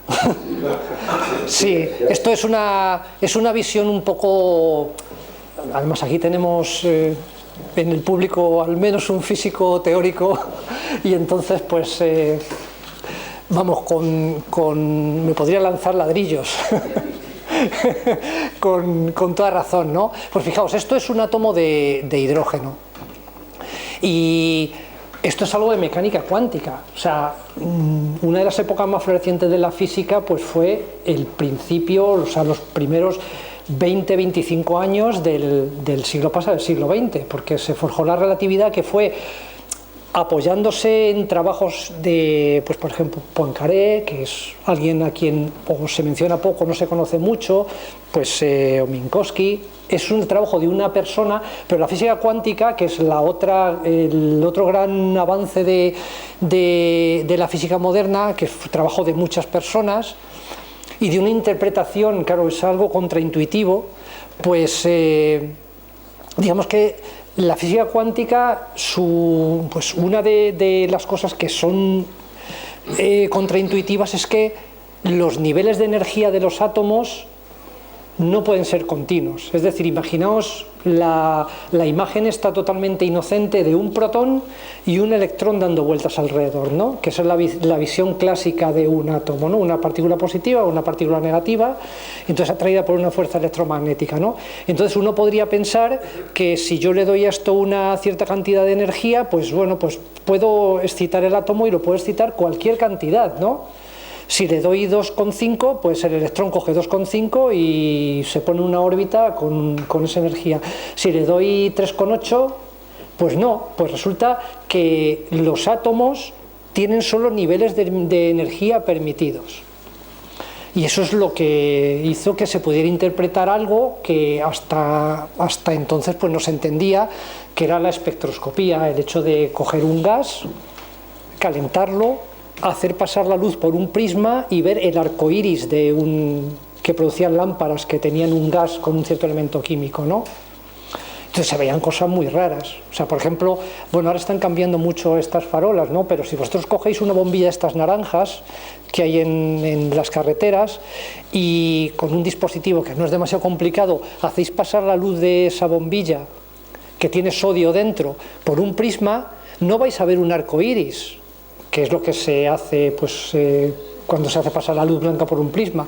Vais a ver dos líneas naranjas muy intensas y otras líneas de otros colores, pero fundamentalmente dos líneas naranjas muy intensas. Por eso la luz de las lámparas es naranja. Y esas dos líneas, ¿por qué están ahí? Bueno, pues corresponden a transiciones. El átomo de sodio nos está devolviendo energía porque ha sido excitado por el filamento o por lo que sea. Se calientan los átomos de sodio y cuando se desexcitan nos mandan esa luz naranja. Y cada elemento químico tiene sus huellas dactilares, que es su espectro. Por eso los astrónomos, sin tocar los objetos astronómicos, sabemos muchas cosas de ellos, porque tomamos imágenes y también hacemos eso, hacemos arcoíris de los objetos astronómicos, hacemos espectros. Y entonces, como tenemos en el laboratorio que el sodio tiene dos líneas naranjas, si yo veo dos líneas naranjas en un objeto, digo, allí hay sodio. ¿Vale? Bueno, pues esta transición, esta devolución de energía es muy extraña y es de una propiedad cuántica que se llama el spin y que puedes ver como si el protón y el electrón fueran peonzas y estuvieran girando sobre sí misma, y el átomo de hidrógeno pues puede tener esto apuntando para arriba y este apuntando para arriba y esto hacia arriba y este hacia abajo, y resulta que son estados que tienen distinta energía, y cuando un átomo de hidrógeno pasa de este estado a este, emite un fotón, una onda, una partícula de luz con una longitud de onda de 21 centímetros. Y bueno, os he puesto aquí un texto, pero no lo he leído. Os había dicho que la densidad del gas es muy baja, que esto es la energía causada a través de una colisión y tal, y digo, para un átomo una colisión perfecta solo ocurre cada 100.000 o 1 millón de años. Pero claro, como hay muchos átomos, pues esto era como el chiste aquel del herrero vasco que decía, dice, yo fabrico clavos y en cada clavo pierdo 10 céntimos, pero como hago muchos, o sea, él se hacía esa composición del lugar, ¿no? Pues lo mismo de esto, ¿no? O sea, no hay, fijaos que una transición de estas tiene una probabilidad de ocurrir bajísima, pero como hay muchos, o sea, la galaxia es enorme, ¿no? Y el hidrógeno es el material más abundante del universo. Si uno se va por ahí pudiera ir con una aspiradora al medio interestelar y coger gas, pues más o menos de cada 1000 partículas, 900 son de hidrógeno, más o menos, o quizá más. Y este mapa no se puede hacer, de la galaxia no se puede hacer con ningún otro tipo de luz, porque como habéis visto en esta que os he enseñado del centro galáctico, que no sé si estaba antes o después, aquí estaba después creo. Esto, pues fijaos, en luz visible, ¿qué sucede? Pues en luz visible resulta que el centro galáctico lo tenemos justo por aquí detrás y está tapado por estas nubes de polvo que absorben la radiación óptica, entonces no podemos ver nada, hay que ir a ondas de radio.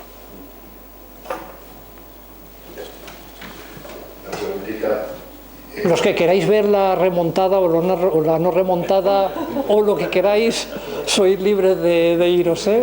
O sea, con toda confianza, yo no tengo prisa.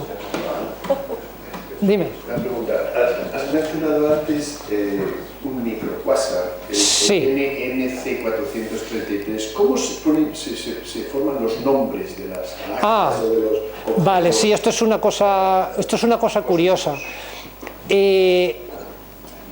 Los nombres de los objetos astronómicos están, digamos, visados con el sello de la Unión Astronómica Internacional.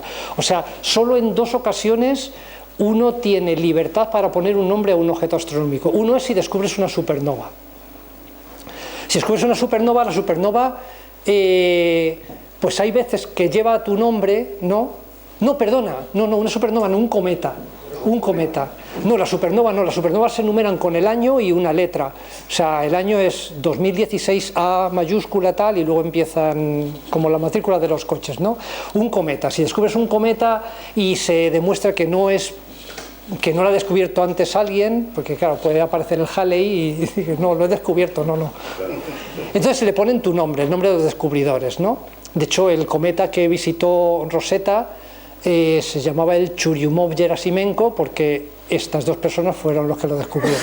Luego otra, si descubres un asteroide, bajo ciertas reglas, o sea, los asteroides son pedruscos, más grandes o más pequeños, que fundamentalmente están entre Marte y Júpiter.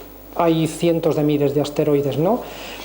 Y entonces ahí puedes proponer un nombre. Hay reglas, no se pueden poner, por ejemplo, pues, nombres de militares, ¿no? Ni nombre, no hay un asteroide que se llame Adolfo Hitler. Pero, por ejemplo, hay un asteroide que se llama Rafael Nadal. Eso lo propusieron los del Observatorio de Mallorca. Sí, o sea, descubrir un asteroide no es fácil, pero tampoco es difícil. Y esto lo hacen con observatorios relativamente pequeños. O sea, ellos hacen lo que no pueden hacer los profesionales. Toman imágenes del cielo todas las noches. Y los aficionados descubren muchas supernovas también. Y comparan imágenes, hay programas automáticos que comparan una imagen de una noche con la anterior. Entonces, ¿qué pasa? Pues ven que hay veces que se ha movido algo en la imagen y que no es un planeta y no es una estrella fugaz ni nada, ¿no? Y entonces calculan las coordenadas y hay un departamento que se llama el Departamento de Cuerpos Menores del Sistema Solar, que está en Boston, y entonces tú mandas ahí las coordenadas o lo puedes consultar. He visto este objeto, creo que necesitas 3 posiciones, ¿no? Y entonces consulta esa base de datos y bueno, dice, no, este asteroide ya está descubierto, pues pruebe otra vez, ¿no? Entonces, si descubres uno, puedes proponer un nombre para el asteroide. Y ya como entre paréntesis os digo que hasta hace muy poquito uno no le podía poner un nombre a una estrella.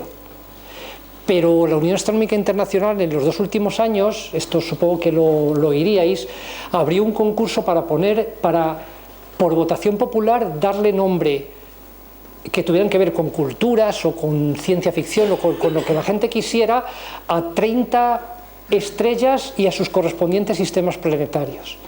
Entonces, desde aquí, desde España, propusimos una candidatura que era llamar a una estrella que está en la constelación del Altar, está en el hemisferio sur y tiene 4 planetas, a la estrella llamarla Cervantes, y a los 4 planetas que tiene alrededor llamarlos Quijote, Sancho, Dulcinea y Rocinante. Y la propuesta española fue la más votada, no solo para esta estrella, sino para todas las estrellas. O sea que, y esos nombres se pueden utilizar ahora, digamos, de forma oficial. ¿Cómo se crean los nombres? Bueno, pues los nombres se crean, por ejemplo, en la Universidad Complutense, desde hace un montón de tiempo, ahora ya creo que ese programa ha terminado, hicieron una exploración para buscar galaxias activas, es decir, galaxias que tuvieran un agujero negro, ciertas características. Y entonces crearon un catálogo y propusieron, y eso tiene que ser aceptado, llamar a las galaxias UCM, Universidad Complutense de Madrid, UCM, y luego se les ponen los numeritos, que creo que eso sí es una cosa bastante común. A ver si aparece por aquí el... Estaba después, ¿no? Estaba después. Sí. 2 numeritos que son las coordenadas, son como es la ascensión recta y la declinación, que son la... A ver... Ahí, así llegamos. Un microcuásar. Esto debe ser un número de catálogo. O sea, tú haces un catálogo, pero digamos que esto no le puedes poner el nombre que tú quieras. O sea, tiene que... la nomenclatura astronómica es un lío. Hay veces que dan ganas de decir, ¿por qué no echarle una capa de hormigón encima y empecemos de nuevo? Porque no sé si hay internet en esta sala o... Creo que no. Pero... Hay internet, pero es difícil conectarse. O sea, hay una base de datos, quedaos con el nombre porque es muy fácil, se llama Simbad. Si tecleáis Simbad en el Google, os va a aparecer Simbad del Marino, lo primero, pero si busquéis un poquito veréis que hay un centro que está en Estrasburgo, que es como una especie de base de datos enorme, donde tú puedes conseguir información de cientos de miles de estrellas, ¿no? Y entonces, pues, teclear el nombre de una estrella, pues yo qué sé, una que sea famosa, Aldebarán, pues ponéis Aldebarán y os va a aparecer debajo todos los nombres que hay, de catálogos, son fundamentalmente catálogos. Pues hay un catálogo que veréis que es un catálogo HD, que se llama, son las iniciales de Henry Draper, que es un catálogo que se hizo hace 100 años, y empezaron a catalogar, es una estrella brillante y estará allí en ese catálogo. Pero también hay otro nombre que será BS, que es de Bright Star. Entonces se han ido haciendo catálogos que han sido aceptados por la Unión Astronómica Internacional. Lo que ya no te permiten es, está ahí Aldebarán y yo ahora le voy a poner el nombre de mi novia, ¿no? Y entonces lo escribes en un artículo, no. O sea, te va a llegar y te van a decir, mire, eso no puede ser. Pero muchas veces hay una anécdota bastante famosa de que cuenta un astrónomo holandés de estar hablando él de una estrella y de unas propiedades de una estrella, y en la audiencia pues otra persona diciendo, caramba, pero si yo estoy estudiando una estrella que es parecida y este hombre está diciendo que su estrella es única y tal. Él se estaba refiriendo a la estrella con una nomenclatura y el otro astrónomo estaba acostumbrado a trabajar con otra nomenclatura distinta. Es que pueden tener Aldebarán, si luego lo buscáis, acuérdate, Sinbad, vete a casa y hay un cuadradito y pones, además te aceptas el nombre Aldebarán porque es un nombre aceptado. Y verás que Aldebarán, si no tiene 30 denominaciones distintas, no tiene ninguna. Catálogos infrarrojos de rayos X y tal, ¿no? Y hay veces que, bueno, afortunadamente ahora con internet pues está muy bien, porque tú vas a un artículo y pinchas en el nombre y te pueden salir todos los nombres, pero hace pocos años decías, caramba, este objeto, a ver si en otro artículo lo llaman de otra forma y yo no lo menciono. O sea, esto es un pequeño infierno, sí. Más cosas. No sé si ha quedado todo más o menos claro o oscuro. Cuando no hay preguntas yo digo, ha quedado todo muy oscuro, muy claro. Dime. Sí, yo quería preguntar una cosa que tengo curiosidad porque, bueno, no tiene realmente que ver directo con la conferencia, ¿no? Pero es que cuando yo estudiaba matemáticas hace muchos años, había una especialidad de matemáticas en la Complutense que era astronomía.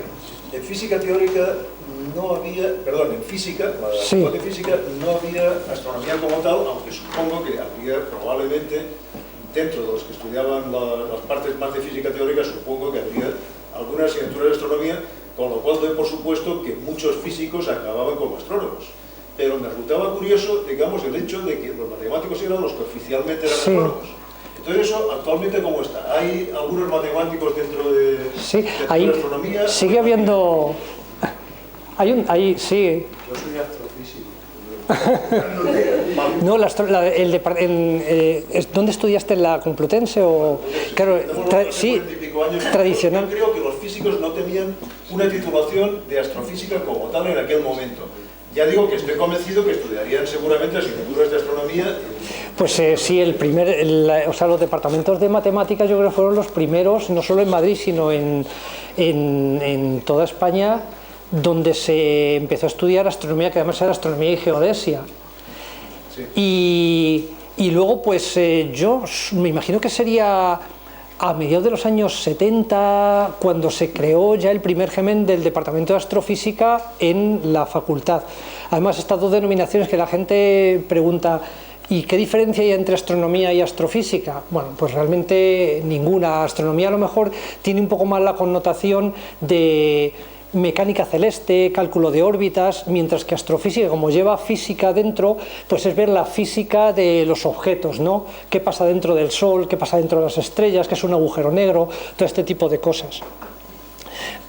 A mí me da lo mismo que digan que soy astrónomo o astrofísico, mientras no me digan que soy astrólogo, me da encantado, cosa que, bueno, estas cosas ya han pasado, ¿no? O sea, a veces... Perdón, pero tú estudiaste física. Yo estudié físicas. Sí, sí. Sí. Sí, sí. Benjamín, sí. Una pregunta. A mí me suena, lo que pasa es que ya la memoria me falla, no estoy seguro, que antes se hacía, se usaba como base para observaciones de radio la posición de la Tierra con 6 meses de diferencia en su órbita. ¿Eso es cierto?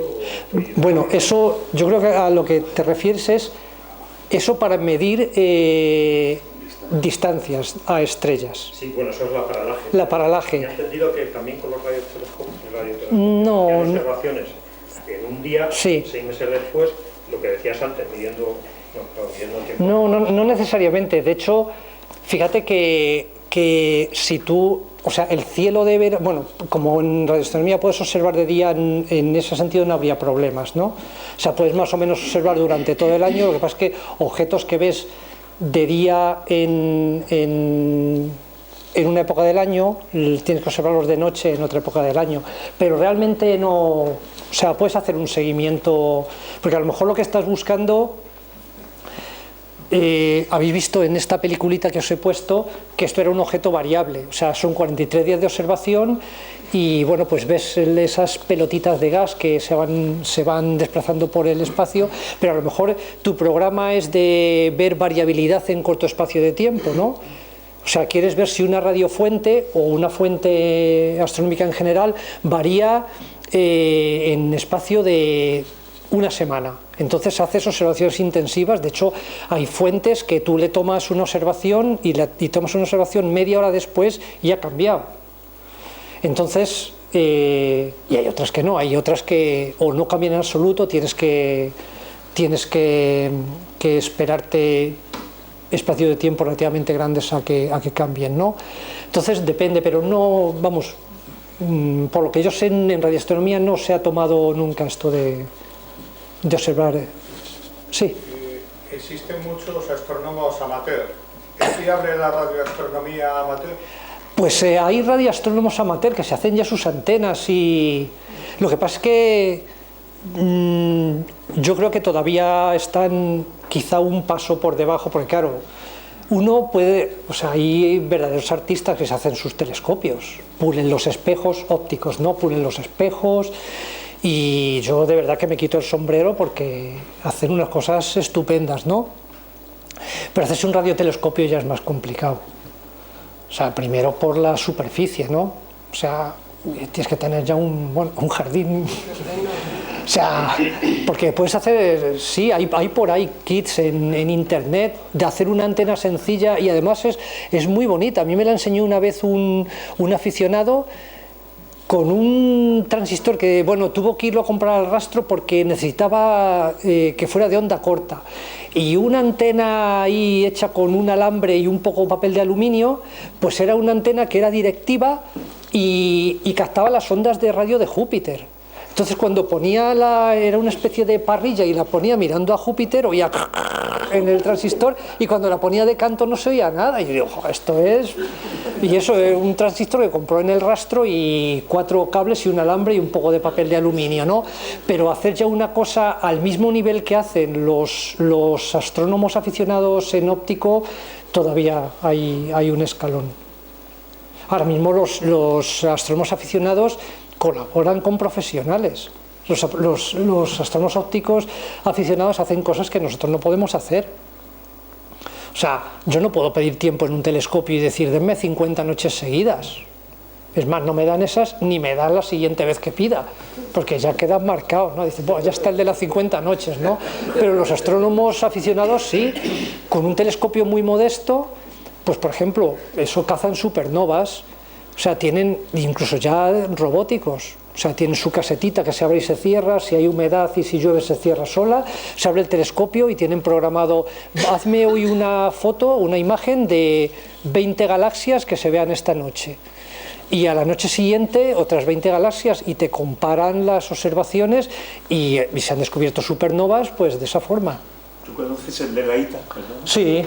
Sí, vamos, el observatorio de la ITA, que yo creo que ya es semiprofesional, pues vas por ahí por medio de la Mancha y te encuentras unas cúpulas allí que dices, madre mía, y esto se lo ha construido un aficionado, sí. Hoy en día ya... Bueno, voy a preguntar otra cosa que considero, ¿no? Sí. Hay muchos trabajos para los aficionados a la astronomía.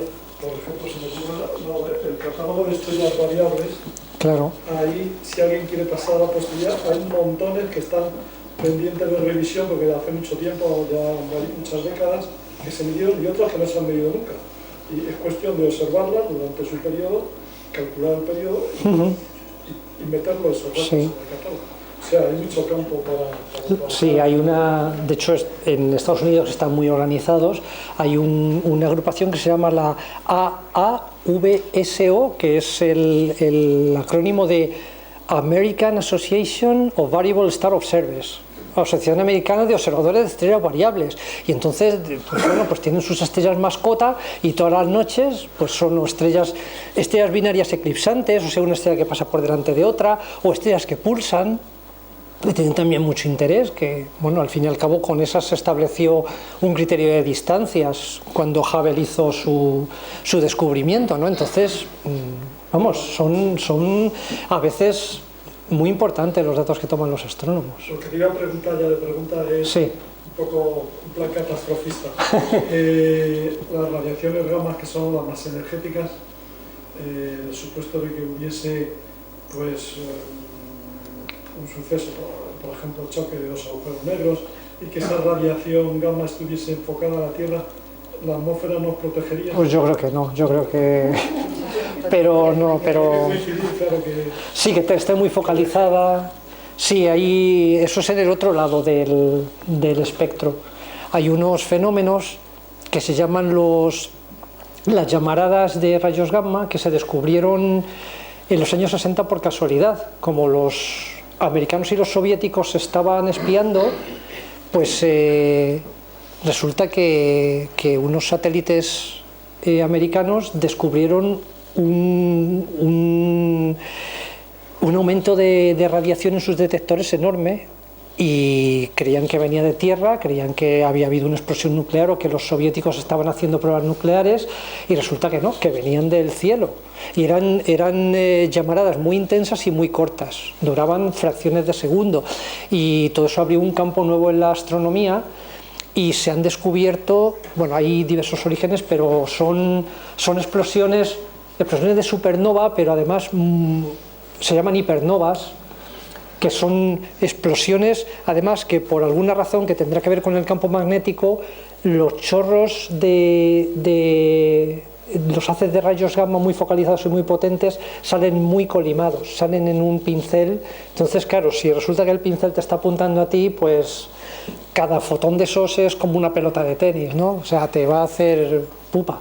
Pero hasta ahora todos los que se han visto son extragalácticos, o sea, están en otras galaxias. Lo cual no implica que, bueno, pueda ocurrir uno en nuestra galaxia, pero bueno, tranquilos. No.